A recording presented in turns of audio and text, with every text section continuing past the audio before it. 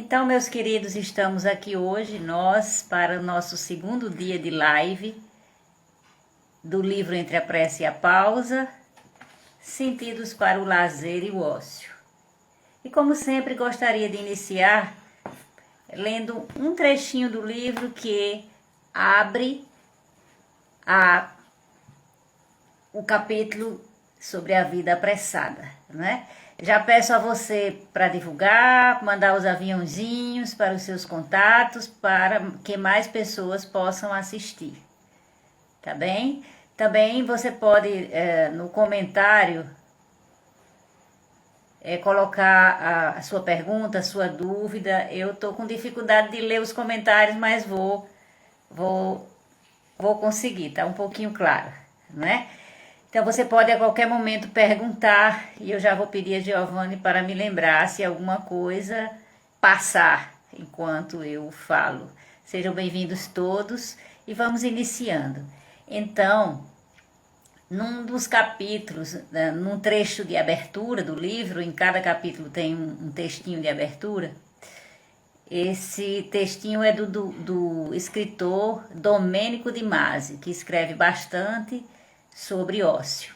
Então ele diz assim: eternamente mordidos pelo bicho carpinteiro da velocidade, consumimos o luxo das pausas, sonhando ou perseguindo a tranquilidade perdida no mundo rural.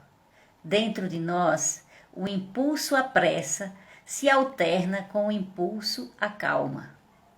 Do mesmo modo que o nosso espírito nômade cede de vez em quando ao nosso espírito sedentário.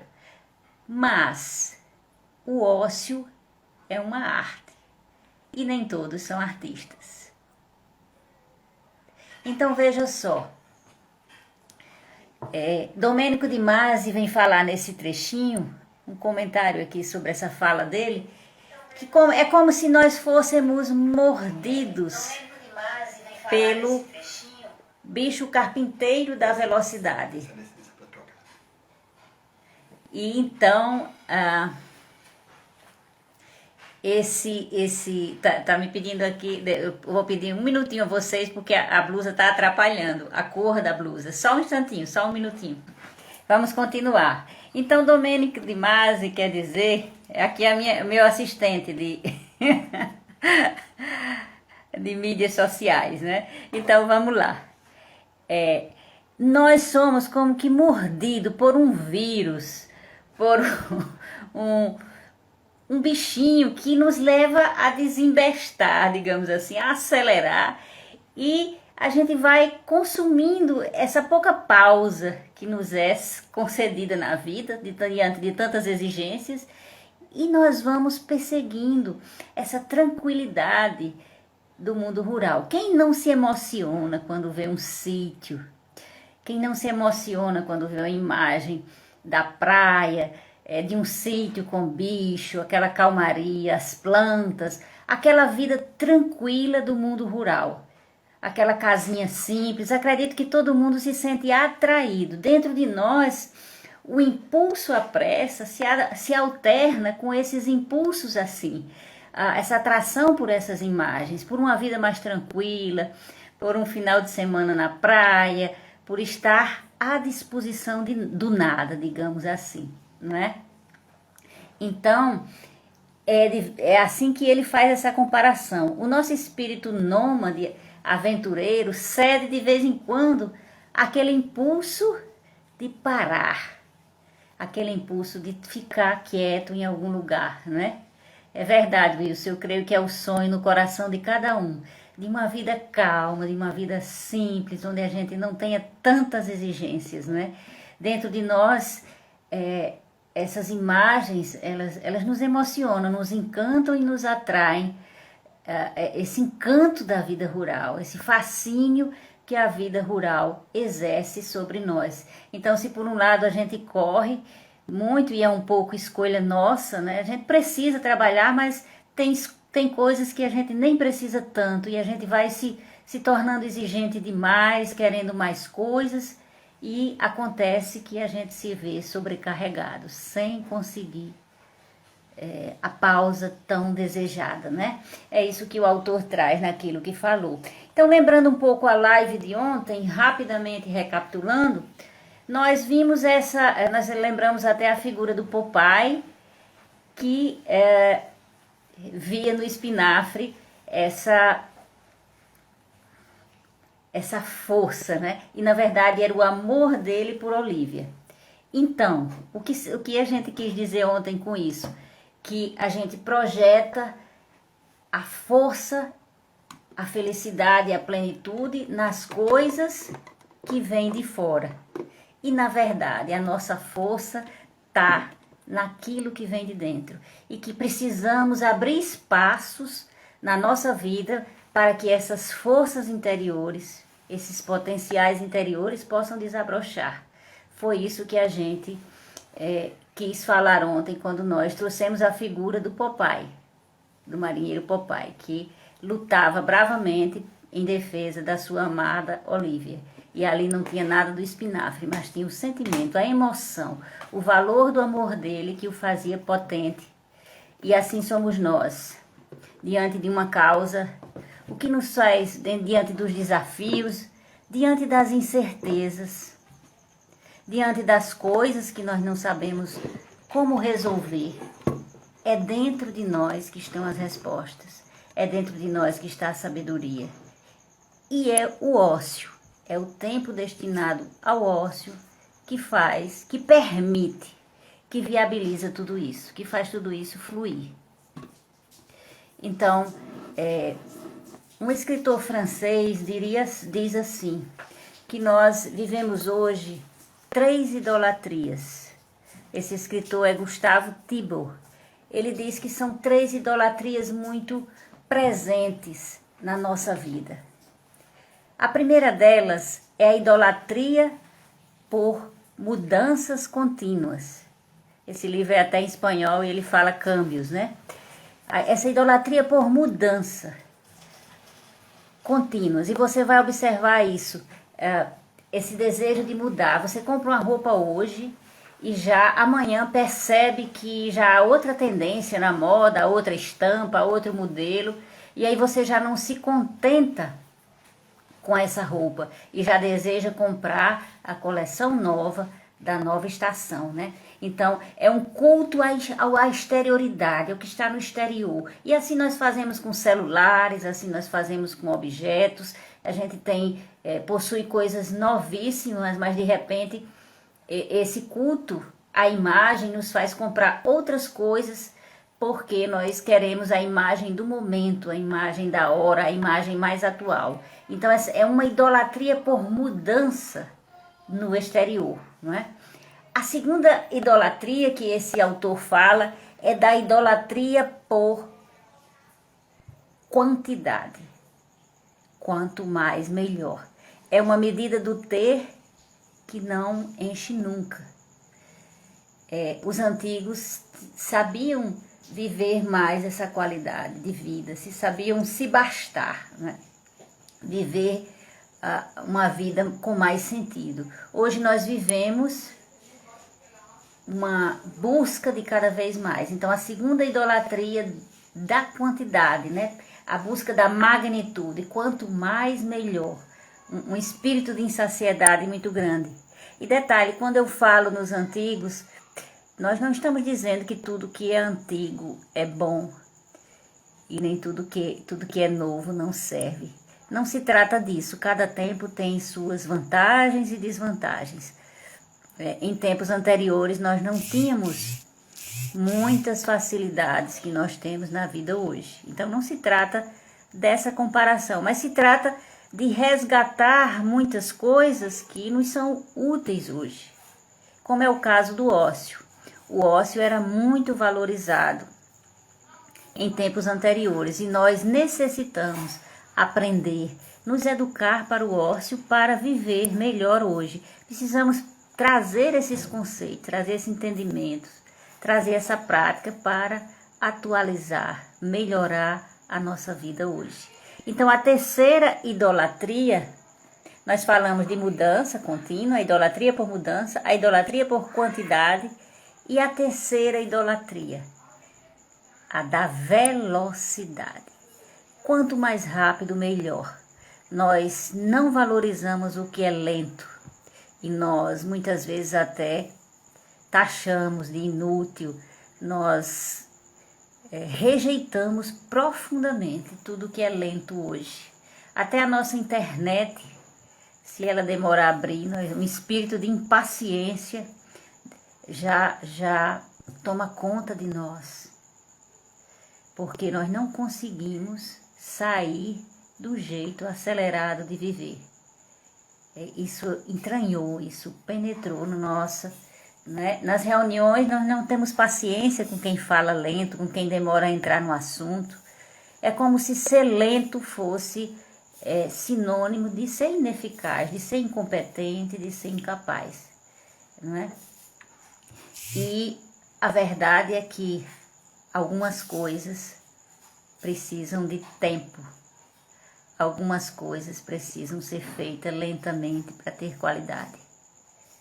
A velocidade, até um certo ponto, ela é importante para que a gente resolva mais coisas usando menos tempo. Mas nem tudo na velocidade dá certo. E a vida no ritmo acelerado, ela tende ao esgotamento, ela tende ao adoecimento, né? Então, quando nós falamos de ócio, nós distinguimos bem também a questão de ócio e lazer. Porque o lazer está ligado ao entretenimento, às atividades que a gente licitamente, justamente, de modo justo, a gente usa para se divertir. A gente precisa de diversão, a gente precisa desse tempo de lazer. Mas o que nós vamos enfatizar aqui é o ócio. E nós distinguimos bem ócio para que haja essa compreensão. Diferente de ocioso, né? O ocioso é o desocupado, é o que está sem fazer nada, e não é disso que nós falamos, né? Ócio se refere a um uso de um tempo não lucrativo, a um tempo que não está voltado para a produção, voltado para fazer algo. E nós temos que ter na nossa vida isso, um tempo não lucrativo, um tempo que a gente se dedique a coisas que não gerem resultado, como tanto nós vivemos. Vivemos sempre nesse modo operacional, digamos assim, um modo de fazer.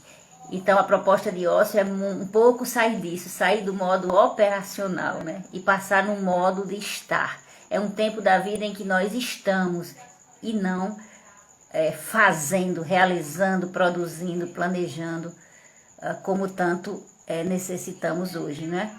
Então, o ócio, ele vai diferir de tudo isso, né? Porque vai nos permitir um tempo de completude. Ócio tem a ver com totalidade, com plenitude, com integralidade, com posse de si, com volta para dentro de si mesmo, com interiorização. E é fabuloso isso que o ócio faz, nos leva a um contato conosco mesmo, ao autoconhecimento, ao conhecimento de nós mesmos. E veja só quanto o autoconhecimento é ponto de partida para tudo, né? Se na terapia o psicólogo não conseguir levar a pessoa ao autoconhecimento, ele não conseguirá tratá-la, porque o sofrimento dela, a patologia que ela traz, não se consegue tratar só os sintomas. Se tratar só o sintoma, volta. Nós precisamos primeiramente pôr a pessoa em contato com ela mesma, com o conhecimento de si. Então, o ócio pode ser praticado em qualquer lugar, embora a gente seja fascinado por se deslocar e ir para lugares desertos, espaçosos, assim, sem muito ruído, que são lugares ideais. Ele pode ser praticado também em outros lugares, em outros espaços. Depende de uma disposição interior para silenciar e para ficar em contato consigo mesmo. Porque, verdade seja dita, se você vai para uma praia, se você vai para um sítio, se você vai para um lugar maravilhoso e você vai com a mente turbinada de tantos pensamentos, de tantas coisas para fazer, de tantas coisas a solucionar, você não conseguirá esse ócio, viver essa experiência do ócio, né? Então, mais uma vez lembrando, encarcerado não tem ócio, desempregado não está em ócio, está ocioso. Então, o ócio não é um estado de estar desocupado, mas é um estado de livre escolha em que você elege não estar fazendo, mas estar sendo, que você renuncia a um agir e se coloca à disposição daquele momento presente. Viver o presente em sua integralidade, né? Então,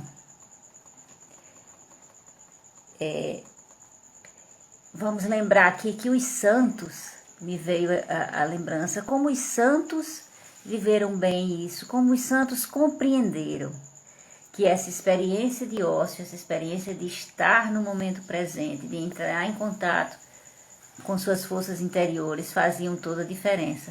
E se nós formos observar na vida dos santos, eles tinham sim muitos espaços de recolhimento, espaços em que eles se deslocavam para a solidão, para apreciar a natureza, para estar em contato com as coisas criadas, com o mar, com a natureza, onde faz fluir essas forças, faz fluir a criatividade, faz fluir a sabedoria. Quantos de nós já esteve inquieto em busca de uma solução e quando conseguiu silenciar, quando conseguiu permanecer em si mesmo, aquela solução veio como um estalo, aquela ideia, aquela forma de fazer que não tinha ocorrido antes, lhe surgiu assim. Então, para dizer que a nossa vida precisa disso, precisa de um espaço. Ela não pode, a nossa mente não pode estar o tempo todo voltada para ideias, pensamentos, construções, planejamentos, e devo fazer cada vez mais. Se não houver esse espaço, nós vamos paralisar muita coisa dentro de nós que nos ajuda a viver, que nos ajuda a levar uma vida plena, que nos conduz à verdadeira felicidade, né? Nós precisamos entender isso não como uma opção, mas como uma condição para a vida plena, para a plenitude, né? É esse tempo não lucrativo da vida que eu retorno, que eu volto a chamar a atenção. Uma palavra que também traduz ócio para os antigos é psicagogia, que significa educação da psique, educação da mente. Então, ócio leva a isso. Ócio é sinônimo disso, de educação da mente, ou seja, de espaço para reorganização da mente, para potencialização desses recursos mentais. Outra palavra que falei ontem para vocês, que traduz ócio, é a palavra, o grego escolé, que também vai significar formação, desenvolvimento da pessoa para atuar livremente na sociedade. Dessa palavra é que veio escola, né? Que é a escola que nós conhecemos hoje. Então, eles têm a mesma raiz, para vocês entenderem que ócio tinha a ver com educação, com aprendizagem, com desenvolvimento da pessoa. Era um conceito vivido na antiguidade, assim como condição para a aprendizagem, condição para o aprimoramento, condição para o desenvolvimento pessoal, né? Os gregos, eles, por exemplo, e nós estamos trazendo eles porque tem um modelo de educação belíssimo, um modelo de educação fabuloso. Eles lapidaram ao máximo a arte de dar sentido às coisas. Eles defendiam um modo de viver baseado não na qualidade das coisas, não na quantidade, desculpe, mas na qualidade. Não era a quantidade de coisas que era mais importante, mas a qualidade delas, né? Então, o ócio para eles ocupava uma posição mais importante do que o trabalho, porque era um recurso nobre a favor da vida educativa e da vida contemplativa. E por isso que nossos santos que foram grandes contempladores, homens de contemplação, eles viviam muito bem essa experiência do ócio. Exatamente por compreender, por intuir o quanto isso favorecia a sua oração, favorecia a sua experiência de Deus, a sua intimidade com Deus, esse conhecimento de si, como já falei, que aproxima, que leva a aproximar-se de Deus. Porque para conversar verdadeiramente com Deus, para ter intimidade com Deus, eu preciso saber quem sou eu, para poder... Quem é essa pessoa que deseja dialogar com Deus, né? É um diálogo entre duas pessoas, a oração de fato, entre a pessoa e Deus, mas pressupõe que eu saiba quem eu sou, para poder me dirigir a Deus, né? Então, é por isso que o ócio é tão valorizado e foi tão valorizado pelos santos, né? Ócio para Aristóteles, para o filósofo Aristóteles, significava recuperação das forças e caminho para o autoconhecimento, né? Ele dizia também que ócio é a chave que leva à felicidade, né? Nós vemos que as pessoas têm problemas seríssimos hoje, como nós também já refletimos ontem, e esses tempos de pausa, essa experiência de ócio, em muito diminuiria as patologias que nós tanto sofremos hoje. Muita dessa ansiedade que tanto tem crescido em números hoje, seria diminuída se nós tivéssemos a experiência do ócio como algo concreto na nossa atualidade, na nossa vida, um espaço de ócio, né? E é verdade, Giovanni, o ócio é um espaço que eu abro para estar, para me permitir entrar em contato comigo mesmo, com minhas forças interiores, mais uma vez, né? Então, quando nós percebemos, nós nos passamos a observar que pessoas mais assíduas, mais fiéis à prática do ócio, elas têm um senso de identidade maior, de autoconhecimento maior, não é? E os estudiosos do ócio, eles, como Manuel Cuenca, por exemplo, que é um estudioso desse tema, tem relacionado esse ócio como condição para a felicidade no meio social, né? Uma preocupação com uma sociedade que precisa se encaminhar para a plenitude, para a felicidade, né? Então seria isso, Geilne, uma espécie de ilha de estabilidade em meio à instabilidade do mundo. Realmente, o ócio, ele faz isso.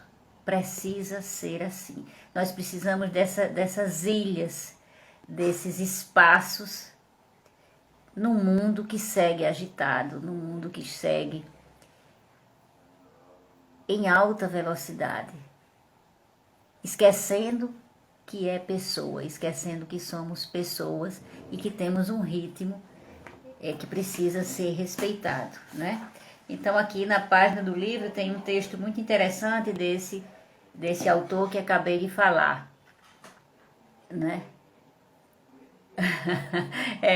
O Wilson fala, preciso muito viver isso, porque sou acelerado, mais acelerado do que eu, só Ayrton Senna. Nossa, então é aceleração mesmo, viu? Né? Esse autor diz assim: diante do mundo de evasão, distração, espetáculo que nos rodeia, o ser humano se torna cada vez mais limitado, cada vez mais dependente das máquinas, menos ator e mais espectador de uma realidade irreal. Falar de ócio se transforma, neste contexto, num questionamento que cada um consigo mesmo, num questionamento de cada um consigo mesmo, de como ser um pouco mais livre para fazer o que quer. A vivência do ócio é uma experiência que nos ajuda a nos realizar, nos conhecer, nos identificar, nos sentir melhores, sair da rotina, fantasiar e recuperar o equilíbrio das frustrações e dos desenganos. Olha só, o ócio é uma experiência que nos ajuda a nos realizar, nos conhecer, nos identificar, sentir melhores, sair da rotina, fantasiar e recuperar o equilíbrio das frustrações e desenganos. Recuperar o equilíbrio das frustrações e desenganos, né? Então, e um espaço para a fantasia. Gente, a fantasia, a imaginação é um recurso necessário também. Essa nossa imaginação, essa capacidade de fantasiar também precisa de espaço para fluir dentro de nós, né? E como Geilne colocou aqui, muito movimento, muita agitação. Deixa eu ver aqui o comentário que eu ia ler.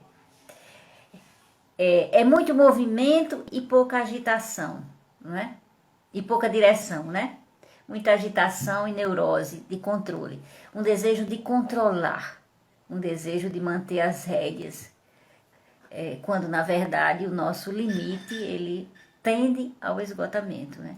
Então, parece que nós nos agitamos muito e andamos pouco.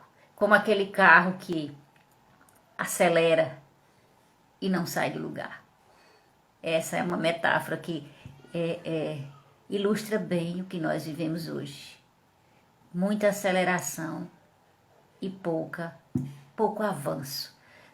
E quando nós dizemos isso, nós estamos falando daquilo que é essência, daquilo que realmente vai nos levar a algum lugar, a algum significado. E Viktor Frankl chamou muito a atenção para isso em sua teoria. O estar no presente, o viver a vida e encontrar valores e realizar sentido, que essa aceleração não permite.